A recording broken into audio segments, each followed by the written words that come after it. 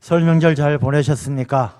예, 우리 옆에 계신 분들에게 인사 한번 나누겠습니다. 주 안에서 복되시기를 바랍니다. 인사하겠습니다. 주 안에서 늘 복되시기를 바랍니다. 예, 범사가 잘 되시기를 축원합니다. 우리 인류의 역사는 이렇게 십자가가 세워지기 전하고 십자가가 세워지기 이후하고 너무나 크게 바뀌었습니다.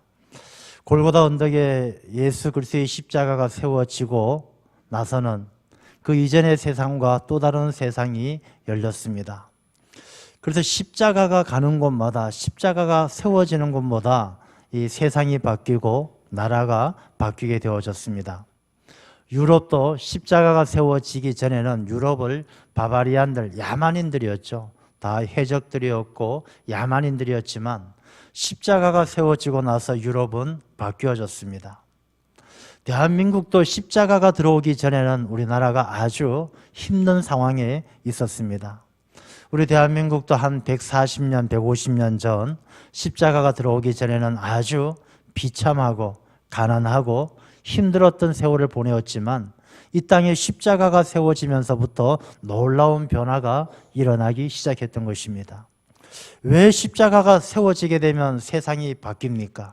십자가는 바로 예수 그리스도의 능력이 함께 하시기 때문입니다. 십자가는 열십자로 만들어진 나무로 만들든지 철로 만들든지 만들어진 그 조형물이 중요한 것이 아니라 이 십자가는 예수 그리스도 보혈의 능력을 상징하기 때문에 십자가가 세워지면 예수 그리스도의 능력이 나타나기 때문에 십자가가 세워지는 곳마다 세상이 바뀌게 되는 것입니다. 그러다 보니까 이 세상의 권세를 잡은 사람들은 십자가를 미워합니다. 고린도전서 1장에도 보게 되면 이 멸망당하는 자, 십자가의 도는 멸망하는 자들에겐 미련한 것이다. 그러니까 멸망하는 자들은 예수님을 믿지 않는 사람들은 십자가를 보면 저거 못 쓸 것이다. 저거 못마땅하다. 미워한다는 것이죠. 그러나 구원받은 우리에게는 하나님의 능력이 된다. 이 십자가는 믿는 자에겐 하나님의 능력이 되는 것입니다. 그러다 보니까 세상의 사람들, 세상의 권세를 잡고 세상에서 자기 자신이 존귀하게 높임받기를 원하는 자들은 십자가를 미워하는 것이죠. 옛날에 초대교회가 얼마나 많은 핍박을 받았고 많은 어려움을 당했습니까? 이 교회가 핍박당하고 어려움을 당하는 것이 2000년 전 초대교회의 일만이 아니라 오늘날에도 얼마나 많은 교회가 얼마나 많은 그리스도인들이 핍박받고 있는지 모릅니다. 중국에 요즘은요 아주 종교 핍박이 심합니다. 우리나라의 선교사들 중국에 가신 분들요 대부분 다 추방당했습니다. 거의 다 추방당하고 이 중국은 교회를 문 닫게 합니다. 교회를 폐쇄합니다. 이 교회를 폐쇄하는데 중국은 원래 중국 정부에서 허락하는 삼자교회가 있어요. 삼자교회. 이 삼자교회라는 것은 자치, 스스로 운영이 되어지는 그런 교회, 또 자육, 스스로 교육이 되고 스스로 성장해 가는 교회, 그 다음에 자선, 스스로 선교하는 교회. 그러니까 스스로 교회 스스로가 자체적으로 움직이고 교육도 하고 또 이렇게 선교도 하는 그런 교회를 정부는 인정을 해줘요. 다시 말해서 외국인들이 와서 관여하는 교회는 인정하지 않고 정부가 인정하는 교회만 있는데 지금은 그 삼자교회까지 정부가 와서 그 교회를 부셔뜨리고 무너뜨리는 것입니다. 요즘에 중국에서 어떤 일이 일어나고 있는지 사진을 한 몇 장을 보겠습니다. 먼저 저 사진을 보면요. 저게 중국의 한 2, 3년 전의 사진인데 지금 현재 일어나고 있는 일이에요. 교회에 십자가에 불이 붙었어요. 그들이 교회 십자가에 불을 붙이고 교회를 부수는 것이죠. 저 큰 기중기가 와서 교회를 무너뜨리는 것입니다. 다음 사진을 보면 저런 교회가 한두 개가 아니에요. 수많은 교회가 저렇게 십자가가 불태워지고 핍박을 받고 있습니다. 다음 사진을 보면 이 중국의 성도들이 십자가를 지키기 위해서 십자가에 몸을 묻고 저 십자가를 지키는 것이죠. 사진은 되었습니다. 저렇게 십자가를 불태우고 십자가를 뽑아간다고 해서 그 땅에 교회가 사라지겠습니까? 그렇진 않아요. 저는 저 사진을 보면서 그런 생각을 합니다. 저 십자가가 불타는 저 모습을 보면서 저 땅에 십자가가 세워지고 있구나, 그런 생각을 하게 되는 것입니다.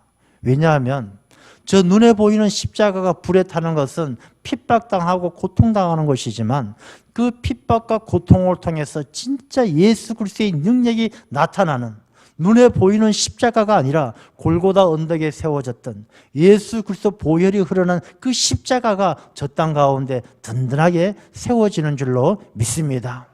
그래서 우리가 이런 시대를 살아가면서 우리가 오늘 본문의 말씀을 통하여 십자가의 도가 무엇인가, 정말 참된 십자가의 의미는 무엇인가, 우리가 그것을 깊이 함께 말씀을 통하여 상고하면서 우리의 삶 가운데도 십자가가 든든히 세워져서 예수 그리스도의 능력으로 살아가는 우리 모두의 삶이 되어야 할 줄로 믿습니다.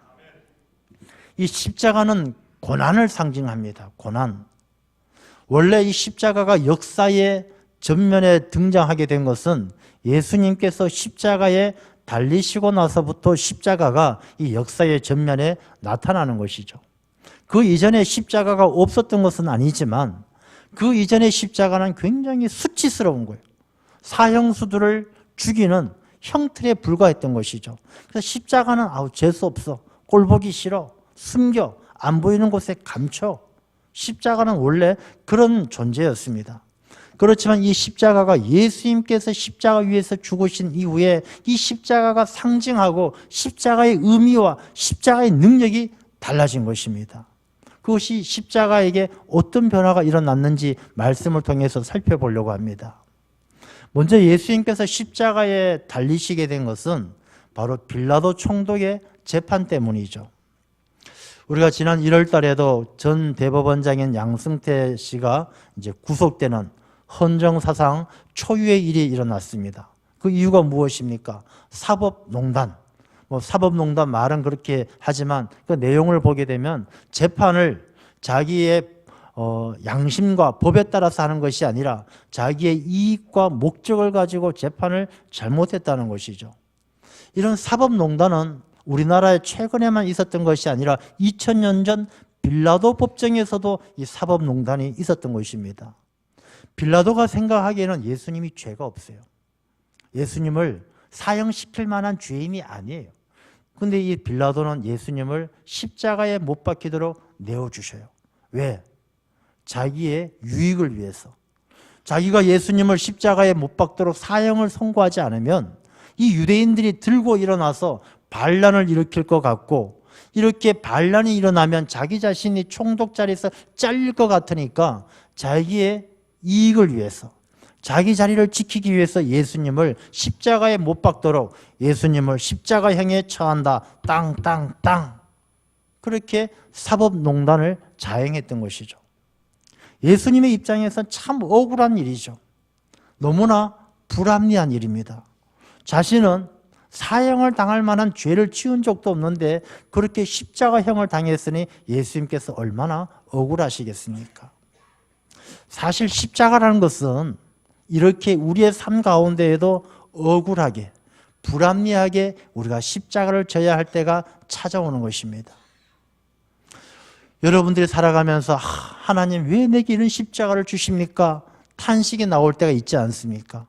곰곰이 생각해 볼 때 내가 이렇게 십자가를 질 만큼, 이렇게 고통당하고 이렇게 힘들어할 만큼 잘못한 것이 없는 것 같은데 내가 십자가를 져야 할 때가 있다는 것이죠. 애매하게 당하는 고난과 같은 그런 십자가를 지는 시간들이 있습니다. 그 십자가를 지는 그 시간, 그 고통의 의미가 무엇일까요? 예수님은 그 십자가를 애매하게 져야 되는 상황 속에서 오늘 본문의 말씀을 보게 되면 17절 말씀을 보면 그들이 예수를 맡음에 예수께서 자기의 십자가를 지시고 해골, 히브리 말로 골고다라 하는 곳에 나가시니, 예수님은 그 십자가를 억울하게 지셔야 되었지만 억울하다고 이 십자가를 마다하지 않습니다. 내가 왜 십자가를 져? 나는 잘못한 게 없어. 예수님은 반항하지 않습니다. 오히려 예수님은 그 십자가를 지시고 골고다로 나가셨다라는 말씀인 것처럼 스스로 담대하게 그 십자가를 지시고 가야 될 그 길을 가시는 모습을 보여줍니다. 이 17절의 말씀을 조금 더 깊이 생각해 보면 그들이 예수를 맡음에, 그들은 누구냐 하면 예수님의 사형을 집행하는 사람들입니다. 근데 그들이 예수를 맡음에, 이 맡다라는 말에 그 어원을 찾아보게 되면 이 맡다는 말 속에 즐겁게 한다, 좋아한다, 이런 의미가 담겨져 있어요. 그들이 예수님을 십자가에 못 박아 사형시키는 그 일을 좋아했다는 것이죠. 그들은 예수님을 믿지 아니하는 사람, 세상의 권세를 따르는 사람들이죠. 그래서 세상의 권세, 세상을 좋아하는 사람들은요, 예수님을 핍박하는 거예요. 예수님을 십자가에 못 박는 것을 좋아하는 것이죠. 그것은 오늘날에도 마찬가지입니다. 예수님을 믿지 않는 사람은 예수 믿는 사람들이 불행해지는 것을 좋아해요. 예수 믿는 사람이 잘못되는 것을 좋아해요. 예수 믿는 사람들이, 그리스도인들이 많이 핍박받는 나라들, 중국이라든지 뭐 여러 나라들이 그리스도인들이 정말 잘못해서 죽을 죄를 지어서 핍박받는 나라가 어디 있겠습니까? 세상의 권세를 좋아하는 사람들은 공연히 예수 믿는 사람이 잘못되는 것, 벌받는 것, 힘들어하는 것을 좋아한다는 것이죠. 세상에서 제일 기독교를 핍박하는 나라가 기독교 핍박국 1위가 어딘지 아세요? 북한입니다. 북한. 이 북한은 부동의 1위를 지키고 있어요. 이 우리나라는 세계에 선교사를 많이 파송하고 기독교를 전하는 나라 가운데 우리나라가 세상에서 두 번째예요.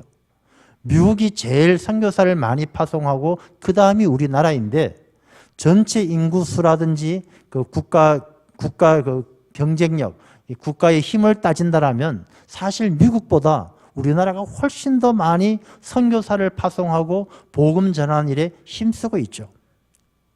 저는 이런 현실을 보면서 참 안타깝죠. 같은 민족인데 남쪽은 기독교 전하는 일에 세계 1등이고 북쪽은 기독교 핍박하는 데 세계 1등이고 참 민족이 비극이고 너무나 가슴 아픈 일이죠. 예수를 믿지 않는 사람들은 그리스도인들을 핍박하는 것을 좋아해요. 공연하게 힘들게 하고 어렵게 만드는 것이죠. 그래서 예수님은 그 핍박을 받아서 이제 자기의 십자가를 지시고 해골이라 하는 곳으로 나가셔요. 여러분, 해골이라는 말은 이제 골고다, 히브리 말로 칼고타, 골고다를 이야기하고 이제 라틴어로는 뭐 갈보리라고도 이야기하는 것이죠. 해골. 왜 예수님께서는 십자가를 지시고 해골이라는 곳에서 못 박히셨을까? 거기에도 의미가 있는 것입니다. 여러분, 이 해골이라고 골고다라고 불리워지는 이유가 있어요. 첫 번째 이유는 그 땅이 해골처럼 생겼어요. 그 땅이 멀리서 지형을 보면 꼭 해골 모양 비슷하게 그런 지형적인 모양을 가지고 있기 때문에 골고다라고 불려졌어요. 그 다음에 두 번째 이곳이 골고다라고 불리워지는 것은 그 이전부터 그곳에서는 많은 사형을 집행했던 장소예요. 사형을 집행하다 보니까 그곳에서 가끔씩 사람들 뼈도 나오고 또 저 구석에서 사람 해골도 나오기도 하고 그야말로 그 땅이 사형수들을 죽이는 그런 죽음의 곳이기 때문에 해골 골고다라고 불리워졌어요. 세 번째 이유는 그 땅이 최초의 인류였던 아담이 죽어서 묻혔던 곳이다라는 그런 전해져 내려오는 이야기가 있는 곳이 바로 골고다였어요. 그래서 이 골고다라는 그곳은 바로 죽음의 땅이었어요. 죽음, 사형수들의 죽음, 이 모양 생김새도 해골, 첫 인간이었던 아담이 묻힌 곳, 그 해골 자체는, 골고다 자체는 바로 인류의 죽음을 이야기하는 것이고 그 당시 모든 인류의 영적인 상태를 이야기하는 것입니다. 그 죽음의 땅에 예수 그리스도의 십자가가 세워졌다는 것입니다. 여러분, 여기 귀한 의미가 있지 않습니까? 이 십자가가 세워지기 전에는 그곳은 다 죽음의 땅이었어요. 이 땅에 예수님께서 오셔서 십자가 위에서 죽으시기 이전에 이 세상의 모든 사람들의 영적 상태는 죽음이었어요. 그 죽음의 땅에 고통과 시는과 죽음을 상징하는 죽음의 땅에 죽음의 십자가가 세워진 거예요. 더 고통스럽고 더 힘든 십자가가 세워졌는데 거기에서 놀라운 대반전이 일어나는 것입니다. 어떤 반전이 일어나느냐? 그곳에서 그 죽음의 땅에 예수 그리스도의 보혈이 땅에 떨어짐으로 예수 그리스도의 능력으로 말미암아 죽음의 땅이 소망의 땅이 되고 흑암의 땅에 빛이 비추게 된 것입니다. 그래서 십자가의 능력이 생긴 거예요. 십자가 자체는 죽음이고 고통이지만 십자가에서 흘러내리신 예수 그리스도의 보혈이 죽음의 땅에 생명의 싹을 틔우고 소망의 싹을 틔우고 흑암의 땅에 빛을 비춰주셨기 때문에 십자가가 가는 곳마다 죽음이 물러나고 어둠이 물러나고 빛이 환하게 비추는 새 세상이 열리게 되는 것입니다. 그 십자가의 능력이 바로 거기에서 오는 것이죠.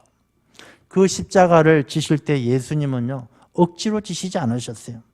오늘 말씀처럼 그곳에 나가셨다라는 말씀처럼 예수님은 스스로 십자가를 지시고 가신 거예요.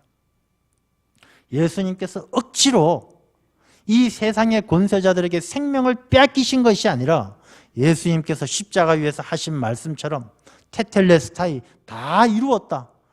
예수님께서 하나님의 뜻에 순종해서 인류의 죄값을 치르시고 우리를 구원하시기 위해서 그 사명을 다 이루시기 위해서 스스로 그 길을 같이 가신 거예요. 여러분, 누군가를 위해서 대신 죽는다는 것이 얼마나 큰 사랑입니까? 이 십자가에는 예수님의 사랑이 담겨져 있는 거예요. 우리를 위해서 대신 죽기 위해서 십자가를 지시고 골고다로 가시는 그 주님의 발걸음에 우리를 향하신 주님의 크신 사랑이 담겨져 있는 것입니다. 요한복음 10장에 보면 11절에 주님께서 말씀하십니다. 나는 선한 목자라. 선한 목자는 양들을 위하여 목숨을 버리거니와.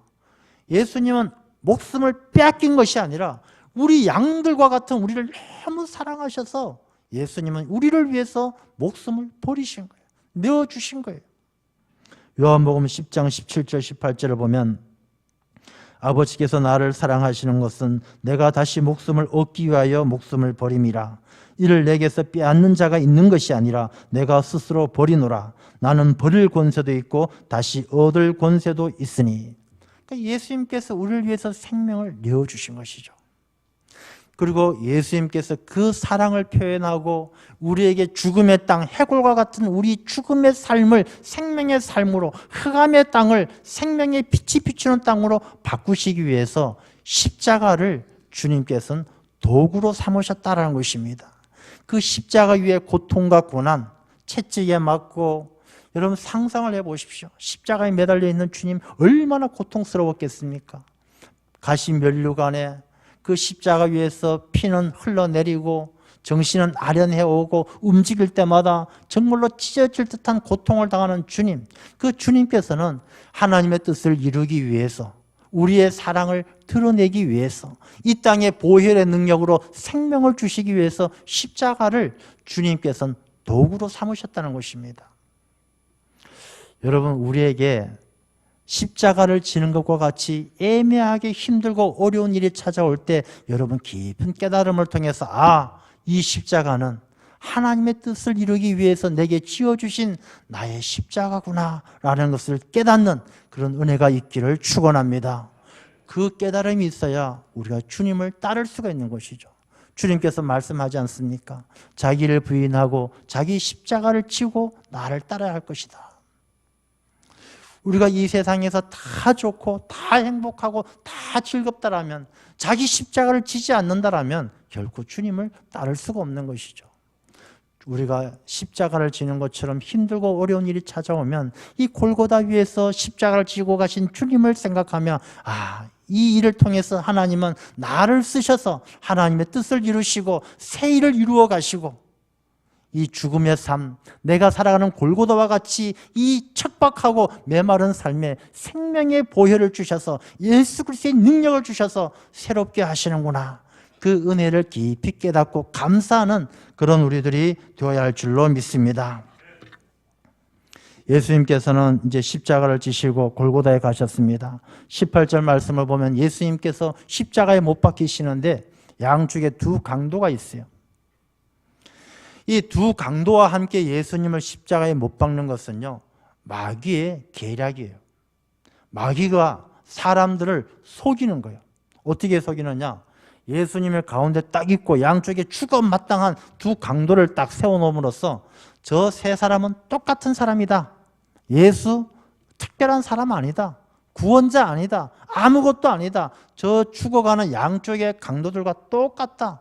세상의 사람들은요, 그렇게 마귀의 괴계에 넘어가서 예수님을 알지 못하는 것이죠.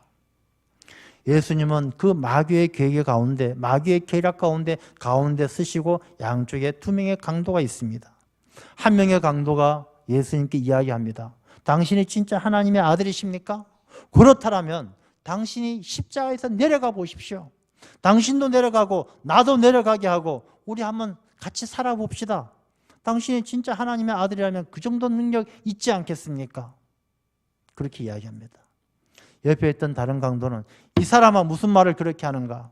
우리는 죽어 마땅하지만 이 사람은 죄가 없는 분인데 예수님, 나를 불쌍히 여겨 주시옵소서. 나는 죽어 마땅한데 나를 불쌍히 여겨 주시옵소서.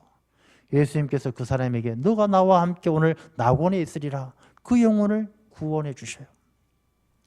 여러분, 여기에서 우리가 십자가에 또 다른 깊은 의미가 있는 것입니다. 십자가를 진 그 두 명의 강도 가운데 한 사람은 끝까지 예수님을 조롱하고 예수님을 비웃습니다. 한 사람은 회개하고 돌이켜 주여 나를 불쌍히 여겨 주옵소서 하는 주님 앞에 겸손하게 주님 앞에 무릎을 꿇어요. 여러분, 우리 인생에게 찾아오는 십자가의 의미가 무엇인가 한번 생각해 보십시오. 우리가 생각지 못했던 고난을 당해요. 생각지 못했던 질병이 찾아와요. 교통사고가 나고 질병이 찾아오고 큰 사고가 생겨서 십자가에 매달린 것처럼 두 강도처럼 힘들고 어려운 일을 만났어요. 여러분들은 왼편의 강도입니까? 오른편의 강도입니까? 어떤 사람들은 어렵고 힘든 일을 당하면 예수님을 배반하죠. 내가 20년, 30년 예수 믿고 살아왔는데 이게 뭡니까?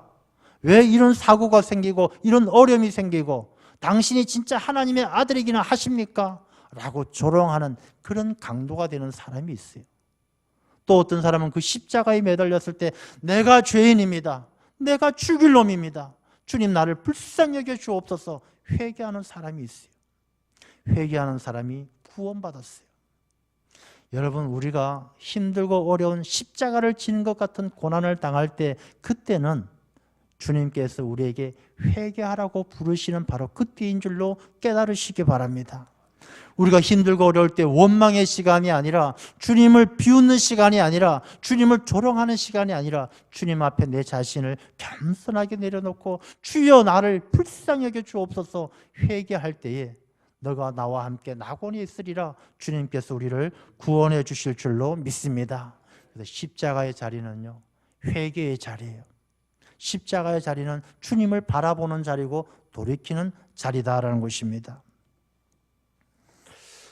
여러분, 우리가 주님께서는 우리를 위해서 이렇게 십자가 위에서 죽으셨는데 우리는 살아가면서 주님을 위해서 죽을 각오하고 있습니까?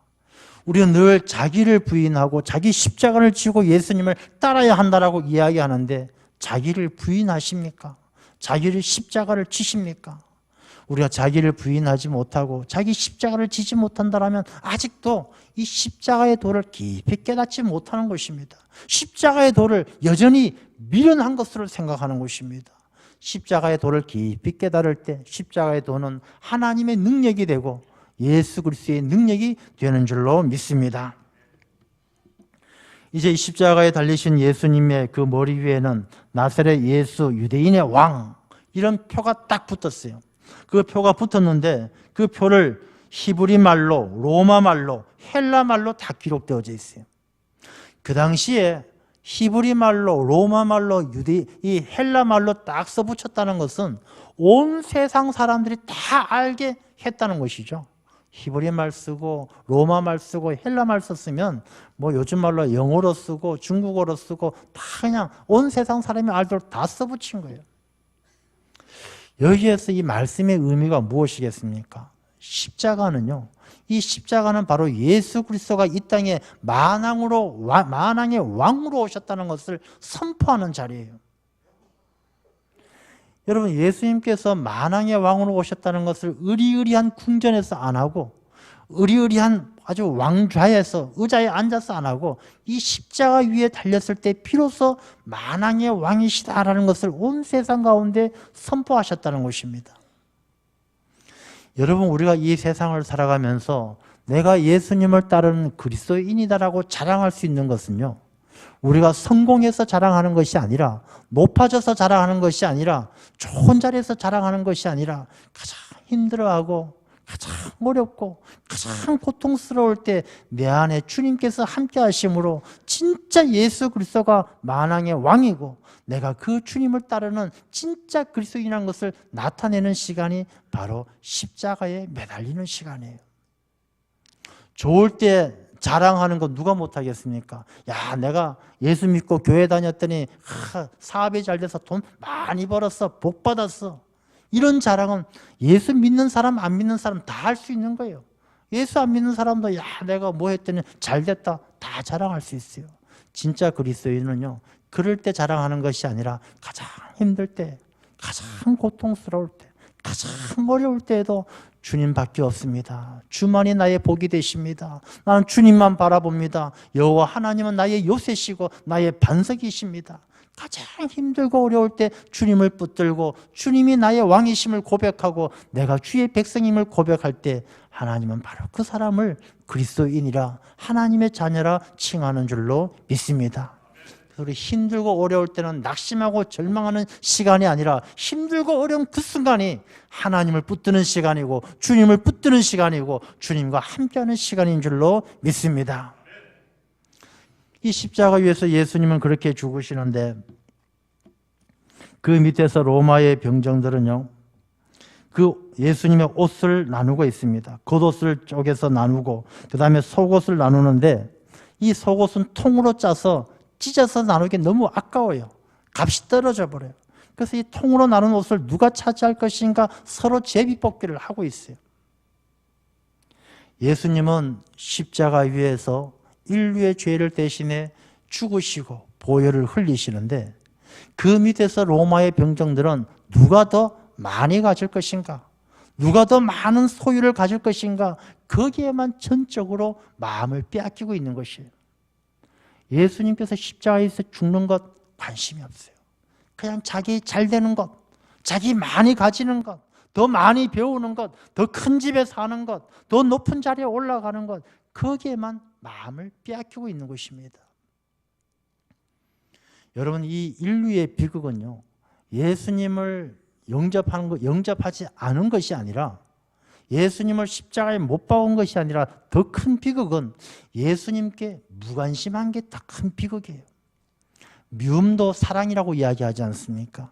미움보다 더 무서운 것이 무관심이라고 이야기하죠. 이 로마의 병정들은 십자가 밑에 있으면서도 예수님의 죽음엔 관심이 없어요.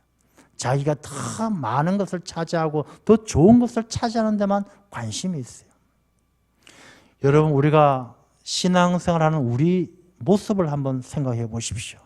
우리도 십자가 주변에 있고 교회에 나와 있지만 정작 우리의 관심은 어디에 있습니까? 우리가 이 십자가 앞에 나와서 우리의 관심은 더 많은 것을 차지해서 하나님 복 주십시오, 잘되게 해 주십시오, 높아지게 해 주십시오. 로마의 병정들하고 똑같지 않습니까? 예수님의 죽음, 뭐 죽었다 하긴 하되 별 관심이 없어요. 십자가의 보혈이 흘렸다고 하긴 하되 관심이 없어요. 예수 그리스도 보혈의 능력으로 살아가려는 것이 아니라 십자가의 은혜로 살아가려는 것이 아니라 그저 속옷을 제비뽑기해서 요령스럽게 더 좋은 것을 차지하는 일에만 관심이 있더라면 우리가 예수님을 십자가에 못 박은 그 로마의 병정들과 다를 바가 없다는 것입니다. 여러분, 우리의 관심은요, 내가 더 얼마나 많이 배울 것이냐, 얼마나 더 많이 소유할 것이냐, 그것이 아니라 십자가 위에 주님을 바라보는, 주님을 바라보고 주님을 닮아가는 우리들이 되어야 할 줄로 믿습니다.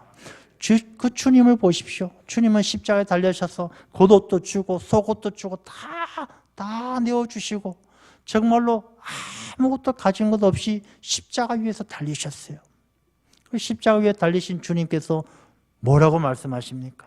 주님, 하나님, 저들을 용서하여 주시옵소서. 저들이 자기가 하는 짓을 모릅니다. 용서하는 것이죠. 여러분, 우리가 내가 욕심내지 않고 내가 이 세상에서 더 많은 것을 가지려고 욕심내지 않고 주님처럼 내 가진 것 다 내려놓을 때 비로소 주님의 성품을 배울 수가 있고 주님의 성품을 닮아갈 수가 있는 것이죠. 우리가 누군가를 용서하기를 원한다면요, 우리의 겉옷과 속옷까지 다 내어주어야 합니다. 내가 욕심을 가지고 있는 한 절대로 누군가를 용서할 수가 없어요.